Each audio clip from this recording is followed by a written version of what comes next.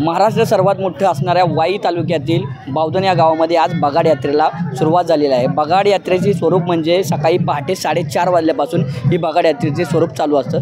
यावेळी यात्रेकरी आणि भाविक मोठ्या प्रमाणे दाखल होत असतात। माझ्या पाठीमागं बघू शकता हे दृश्य, जे लाकडी बगाड आहे ते 50 फुटी मोठं बगाड आहे।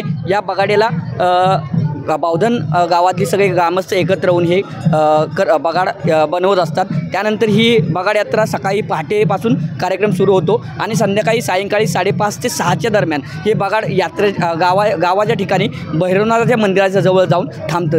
या यात्रेला लाखो भाविक महाराष्ट्रातून येत असतात। माझ्या पाठीमागं हे दृश्य पाहताय तुम्ही। टॉप न्यूज मराठीच्या माध्यमातून हे प्रेक्षकांना दाखवण्याचा प्रयत्न करतो आहे।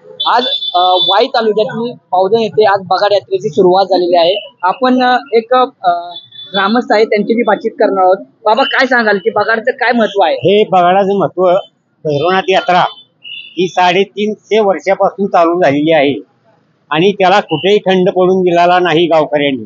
कोरोना काळात सकाळी यात्रा संपूर्ण महाराष्ट्रात 1 नंबरनं भरवली होती इथं बावधनमध्ये, आणि ती यात्रा आमची पारंपरिक चांगल्या पद्धतीनं पार पडती। भैरवनाथाला आमच्या कवल लावतात, होळी दिची, होळीला आमच्या इथे बकरं पडतं, बकरं पडल्यानंतर कवल लागतो संध्याकाळी। 5 दिवस बगाड्या अंघोळीला नदीला कृष्णेला येतो, 5 दिवस पाणी घालायचं देवाला भैरवनाथाला, आणि 5 दिवसानंतर हे बगाड होळी झाल्यानंतर 5व्या दिवशी रंगपंचमीला हे गावातून तयार करून सोनीशेरी येतं। हे कार्यक्रम किती म्हणजे सकाळी किती वाजल्यापासून सुरू होतो? हा कार्यक्रम बघा सकाळी 5 वाजल्यापासून चालू होतो। आणि बाबा, हा 50 फुटी जो बगाड आहे, जो बगाड आपण पाहतो लाकडीचा बगाड आहे, त्याला बनवण्यासाठी तुम्ही ग्रामस्थ मंडळी असतील, बावधनकर असतील, काय नक्की कसा प्रकार करतात? ते कसा प्रकार म्हणजे बावधनकर मंडळी आमच्याकडं माहे पौर्णिमा, नवेची पौर्णिमा अशी असती। त्या नव्याच्या पौर्णिमेला कळकं तोडून आणायची। कळकं तोडून आणल्यानंतर ती वाकडी तिकडे असेल ती दबवायची। दबवल्यानंतर 1 महिनाभर वाळून द्यायची। वाळल्यानंतर मग ती आता कालच्याला आपल्या ह्याच्या दिवशी, आपल्या पंचमी दिवशी ती सगळे खणूबिनू काढून सगळं तयार करून ती चिडे गुंपाय घ्यायचं आणि चराटाने गुंपून। हे बगाड आता किती वाजेपर्यंत तुमच्या गावात येणार? हे म्हणजे कसं आहे, आता जर काय अडचण नसेल तर लवकर जाणार, काय जर अडचण आली तर जरा वेळ लागणार, एवढं होणार। गावकऱ्यांच्यात बैलगाड्या किती असतात? बैल किती असतात? 12 बैल लागतात गाड्याला। हा, 12 बैलाचा गाडा आहे हा। 12 बैल पाहिजे। अशा पद्धतीची बैल जवळजवळ 12 ते 1000 ते 1500 बैल असतील, आणि ते पंढरपूर, कर्नाटक, सोलापूर ह्या लांब लांबून 2-2, 3-3 लाखाची बैल आणून इथं आम्ही यात्रा साजरी करतो।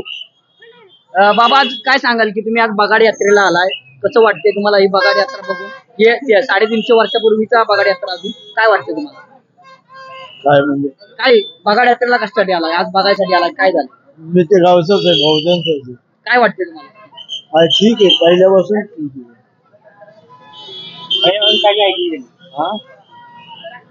गाववाले आम्ही एकच आहे, गाववाले आम्ही एकच आहे।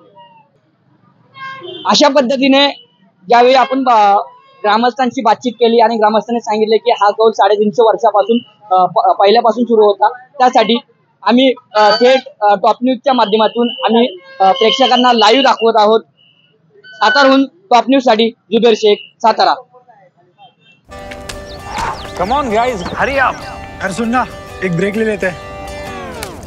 Guys, I am telling you, तुम लोगों को सही से ट्रैकिंग नहीं आता, but that's okay, you can learn. रोज का ढक्कन देना। ये रेड वाला है, सही वाला देना।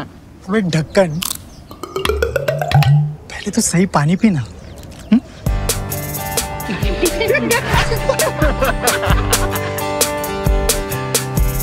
Manikchand Oxyrich, proudly Indian.